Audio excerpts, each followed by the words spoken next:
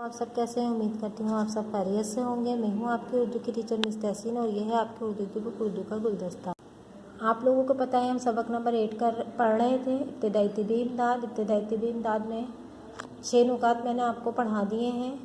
इब्तिदाई तिबी इमदाद के सवाल जवाब हम करेंगे, टाइटल पेज बनाएंगे। सबसे पहले सबक नंबर 8 इब्तिदाई तिबी इमदाद लिखकर इसके अल्फाज मायने नहीं है। सवाल नंबर 1 है, किसी भी हादसे की सूरत में सबसे पहले क्या करना ज़रूरी है?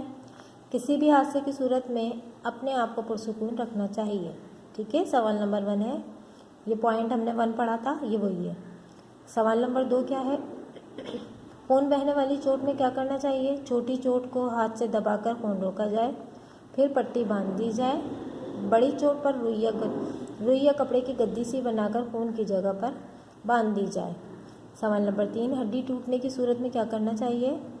हड्डी टूटने की सूरत में नहायत आराम से इस अज़ू को सीधा करें, फिर इस अज़ू के ऊपर से नीचे तक लकड़ी की सपोर्ट टेक देकर पट्टी बांध दें। सवाल नंबर 4 है हमारे पास, जिस्म या लिबास में आग लगने की सूरत में क्या करना चाहिए? जवाब, जिस्म या लिबास में आग लग जाए तो उसे कहें कि फौरी तौर पर ज़मीन पर लेट कर लौटे। इस तरह खुद को इधर उधर उलटने पलटने से आग बुझ जाती है।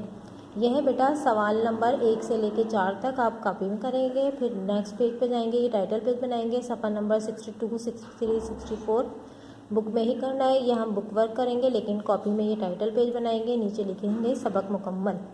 फिर एक दफ़ा मैं दोबारा से समझा दूँ आप लोगों को कि हमने सबक नंबर 8 में अल्फाज मायने नहीं है, इसके सिर्फ सवाल जवाब है और ये एक टाइटल पेज है। नीचे लिखेंगे सबक मुकम्मल और यहाँ पर हमारा सबक मुकम्मल है। ओके, अल्लाह हाफिज़।